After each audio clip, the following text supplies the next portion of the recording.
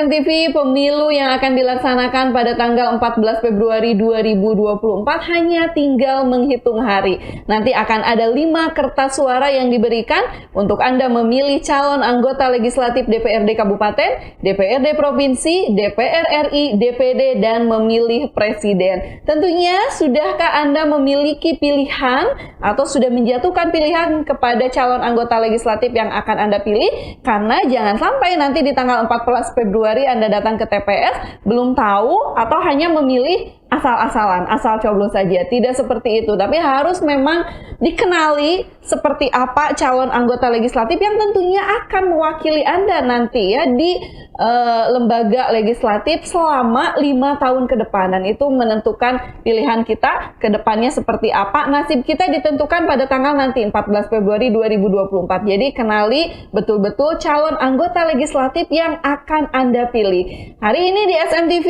hadir dengan program baru yaitu Katalog SMTV, Kata Caleg SMTV. Program ini memberikan referensi kepada Anda pemirsa tentunya untuk mengenal lebih dekat siapakah calon anggota legislatif yang tentunya akan Anda pilih di 14 Februari 2024. Sudah hadir bersama dengan saya ada calon anggota legislatif dari Dapil 3 dari Partai Persatuan Pembangunan. Ada Sridianto Wijaya SPDI atau biasa panggilan akrabnya Kang Yanto. Kang Yanto, kumaha damang? Alhamdulillah, selamat sore. Selamat sore, Bu. Ya, dan tentunya dari Kang Yanto nih sudah cerah ya, berbaju hijau. Ini beliau dari Partai Persatuan Pembangunan. Kang Yanto boleh nih untuk warga masyarakat Sumedang tentunya yang saat ini juga sedang melihat begitu. Boleh memperkenalkan diri Kang Yanto. Memang aslinya dari mana Kang Yanto? Alhamdulillah, saya aslinya dari Jatinunggal ya. Jatinunggal, tempatnya di Desa Pawenang, Dusun Sukajaya, RT 2 RW 4, Dapil 3, lahir di Sumedang. Lahir di Sumedang. Lahir di Sumedang. Ya, untuk Dapil 3 itu daerah pemilihan di Jatinunggal, Jatigede, Tomo, Ujung Jaya, Congyang, dan Paseh. Dan boleh kita tahu nih kenapa memilihnya dari sekian banyak warna, kenapa yang dipilihnya warna hijau nih? Memilihnya Alhamdulillah, jadi begini ya, kita melihat daripada bahwa Partai Persatuan Pembangunan itu memiliki asas yang sama dengan ideologi saya, itu asas Islam ya, dan memiliki keinginan bahwa untuk mensejahterakan masyarakat adil dan makmur berdasarkan lahir dan batin begitu. Itu adalah partai kami. Ya, jadi kalau melaksanakan keadilan dan memakmurkan masyarakat, adil juga harus nomor 1, ditambah juga adalah lahirnya dan batinnya begitu, Bu. Oke, itu memang ada kedekatan secara emosional juga mungkin ya dengan Partai Persatuan Pembangunan. Kalau boleh tahu nih aktivitasnya saat ini? Saat ini saya selaku Ketua Forum Bumdesma Kabupaten Sumedang, di mana Bumdesma ini adalah bergerak di bidang namanya itu perguliran ya. Dulu kan ex program PNPM, setelah pengakhiran tahun 2014 maka berproses di tahun 2020 ada Undang-Undang Cipta Kerja nomor 11 tahun 2020, maka semua ex PNPM itu berlebur menjadi Bumdesma LKD di seluruh Indonesia itu. Jadi pelaku dari Bumdesma ya, ketua forum tadi ya? Ketua forum ya. Ketua forum, luar biasa. Dan kenapa nih memilih untuk terjun ke dunia politik? Begini ya, sebelum kami sampaikan lebih jauh ke dunia politik ya, di Bumdesma itu adalah perguliran itu adalah memberikan pinjaman kepada masyarakat kecil, terutama ibu-ibu ya, yang berkelompok, dan sebagian atau 15% keuntungannya itu diberikan kepada fakir miskin ya, setiap tahun sekali bagi Bumdesma yang memiliki surplusnya mencukupi begitu. Sehingga tiap setahun sekali ada namanya bantuan sosial dari Bumdesma yang tersebar dari 26 kecamatan di Sumedang itu. Selanjutnya di samping di Bumdesma juga saya selaku sekretariat di FDM itu Sumedang, di mana FDM ini adalah Forum Delegasi Muslimbang. Dalam rangka apa? Dalam rangka mengawal usulan masyarakat dari tingkat desa, tingkat kecamatan sampai tingkat kabupaten untuk mengawal usul-usul masyarakat untuk sampai dari proses KPPS sampai dengan APBD Sumedang. Seperti itu, Bu. Nah, itu kalau melihat dari segi aktivitas, itu kesehariannya langsung bersinggungan dengan masyarakat ya. Tadi BUMDesma, kemudian juga FDM. Nah, ini kenapa memilih untuk terjun ke dunia politik? Apakah ada keterkaitan nih dengan aktivitas yang selama ini dijalankan? Jadi begini ya, kalau di dunia politik itu kan ada yang namanya kebijakan ya. Kita punya peran kebijakan dalam arti untuk lebih real. Langsung kepada masyarakat. Kalau di pemberdayaan kan kita hanya ikut dalam program atau dalam aturan. Tapi kalau di legislatif tentunya punya hak-hak yang kita miliki seperti hak legislasi, hak anggaran dan juga hak pengawasan. Sehingga kita akan real dalam rangka membantu masyarakat dari aspek-aspek tadi sehingga kita terjun langsung bisa melayani masyarakat secara real begitu. Oh, secara real. Nah, kalau boleh tahu nih Kang Yanto, memilih untuk terjun ke dunia politik, apakah memang ada inisiatif dari diri sendiri atau mungkin ada dorongan dari pihak lain?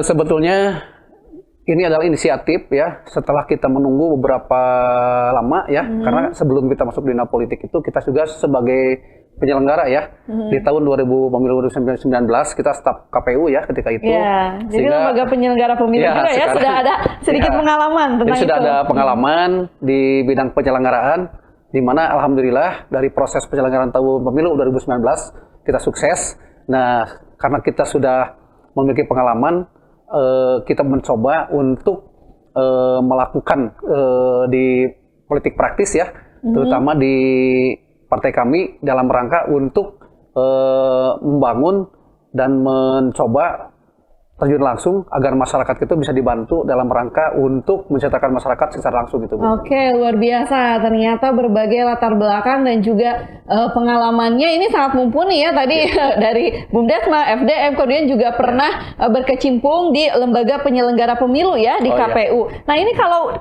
masuk ke dunia politiknya sendiri, bergabung ke Partai Persatuan Pembangunan, ini sudah berapa lama?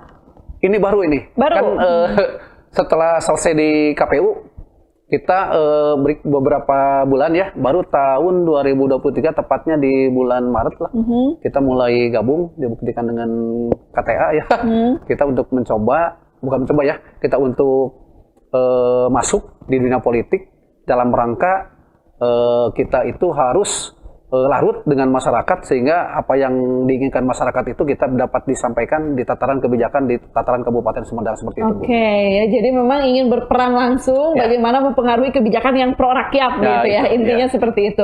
Dan kalau misalkan nanti terpilih nih untuk duduk di parlemen, di lembaga legislatif tentunya mewakili masyarakat dari Dapil 3 begitu. Nah, ini apa program-program yang akan diwujudkan atau yang menjadi prioritas ketika memang nanti sudah terpilih? Insya Allah kita kalau ditugaskan oleh partai ya, kita akan coba untuk mengisi di Komisi 1 ya, bidang pemerintahan, karena di situ adalah kunci pemerintahan ya, ada legislasi, ada perda ya. Di situ karena kita melihat di masyarakat, kita mencari kepastian hukum. Salah satu contoh saja Bu ya, kaitan tentang pupuk ya. Pupuk sekarang itu di pertanian itu ada namanya kartu tani ya. Kartu taninya ada, pupuk kotanya nggak ada. Nah, ini perlu dibenahi ya, sehingga tataran-tataran masyarakat yang kesulitan untuk mendapatkan pupuk ya di petani itu dapat terselesaikan dengan cara kita harus berbagi dalam rangka menegakkan perda itu. Yang kedua tentunya ada kepastian hukum juga berkaitan tentang ada beberapa proyek nasional yang tercecer Bu. Jalan Lingkar Timur aja. Ada beberapa masyarakat yang belum dibayar 15 tahun tuh. Lingkar Timur 15 tahun belum dibayarkan sehingga dampaknya tuh. Dampak sosial. Ya, dampak sosialnya sehingga sekarang itu lagi berproses gitu ya. Kita advokasi walaupun kita belum masuk di tataran itu, tapi ketika kita masuk akan lebih leluasa untuk berkoordinasi dengan yang terkait termasuk BBWS juga untuk dikomunikasikan sehingga masyarakat itu ada kepastian tentang penyelesaian Jalan Lingkar Timur yang belum terbayarkan termasuk tanah kas desanya itu belum dibayar. Dan juga rekan-rekan OTD juga, orang terkena dampak Jati Gede itu masih banyak. Kemiskinan, ya, pengangguran. Nah, ini belum terselesaikan. Walaupun Pak Bupati Doni Ahmad Nuri ini sebagai Bupati kita sudah, alhamdulillah, ada membangun Menara Kujang, Masjid Al-Kamil.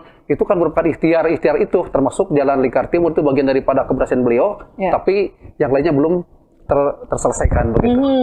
Ini target kami untuk itu. Nah, luar biasa berbagai prioritas tadi ya disampaikan oleh Kang Yanto, diantaranya membantu para petani yang memang kesulitan dari pupuk itu ya. Iya. Kemudian juga ada beberapa dampak sosial dari permasalahan proyek strategis nasional yang tentunya masih menyisakan masalah terutama untuk orang-orang terdampak begitu ya, dan ini luar biasa sudah menjadi prioritas dan juga fokus perhatian. Nah, ini melihat Kang Yanto melihat perkembangan politik saat ini. Nah, apa yang ingin dibenahi begitu dari tentunya ketika sudah mewakili masyarakat duduk di lembaga parlemen, apa nih yang perlu secepatnya dibenahi khususnya untuk melihat secara umum pembangunan di Kabupaten Sumedang? Yang pertama tentunya pastinya adalah regulasi dulu, Bu. Perda dulu, ya. Perda dulu yang harus dibenahi terkait tentang Perda RT/RW ya, ruang tata ruang wilayah itu perlu ada revisi ya. Berkaitan tentang ada bendung Jati Gede di sini, sehingga ada masyarakat OTD yang tidak bisa menggunakan air bendung ya. Padahal bendung Jati Gede itu khususnya untuk Sumedang itu sebetulnya manfaatnya itu kurang begitu bermanfaat untuk Sumedang, tapi bermanfaat besar untuk kabupaten lain ya. Tapi kita ingin bagaimana supaya bendung Jati Gede itu waduknya itu dapat dioptimalkan untuk masyarakat Sumedang tentunya itu. Dalam rangka regulasi tadi terkait tentang tata kelola perikanan, sehingga kita bisa lehal untuk menggunakan tata kelola air bendung untuk kepentingan masyarakat OTD tentunya atau masyarakat sekitarnya begitu, Bu. Ada yang mau disampaikan nih untuk warga masyarakat Dapil 3?